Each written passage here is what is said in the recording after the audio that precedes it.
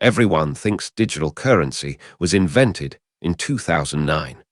E-gold was already dead by then. The story we tell about e-commerce in the late 1990s is simple.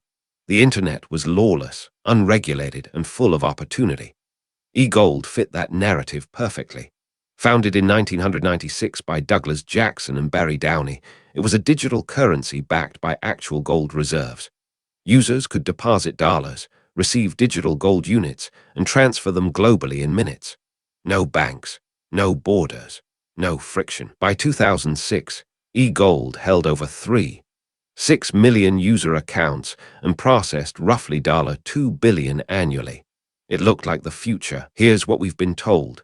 E-gold failed because regulators finally cracked down on an unregistered money transmitter. Reasonable story. Clean ending.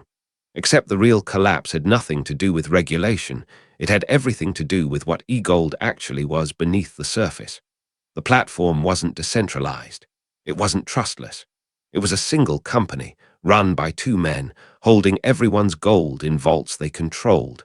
That design flaw became a magnet. By 2005, criminals had discovered e-gold. Money launderers used it. Ransomware operators cashed out through it. The platform's anonymity, which was its selling point, became its liability. Users could transact without verification. No kick. No AML compliance.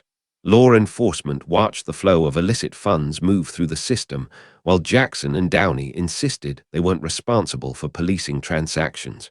They were just the rails. In 2007, the U.S. Department of Justice indicted Jackson and Downey on money laundering charges, not for running e-gold itself, for allegedly knowingly facilitating criminal transactions. The distinction matters. They weren't shut down for being digital currency. They were shut down for being a centralized system that couldn't or wouldn't implement basic compliance. By July 2009, e-gold's assets were seized. The system froze. Users lost access to their holdings. The real lesson wasn't that digital currency was illegal. It was that centralization creates liability. E-gold proved that a single point of failure, a company, a vault, two founders, can collapse the entire system. When regulators came, there was nowhere to hide.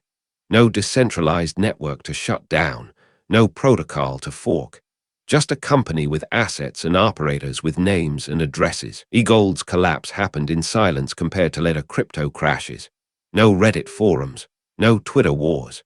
Just a frozen system and thousands of users locked out of their accounts. Jackson pleaded guilty in 2008. The case closed quietly. But the infrastructure question it raised never went away. How do you build a currency system that can't be shut down by a single jurisdiction or seized by a single government? Satoshi Nakamoto released Bitcoin's whitepaper in October 2008, while e-gold's legal collapse was still unfolding. That timing wasn't coincidence. Bitcoin was built on the lessons e-gold taught. No central authority, no single point of seizure, no company to indict. Decentralization wasn't ideology. It was engineering learned from failure. This video is for educational and informational purposes only and is not financial advice. Always do your own research. Subscribe for the full history of how digital money broke and what came next. A new collapse every week. This video is for educational and informational purposes only and is not financial advice. Always do your own research.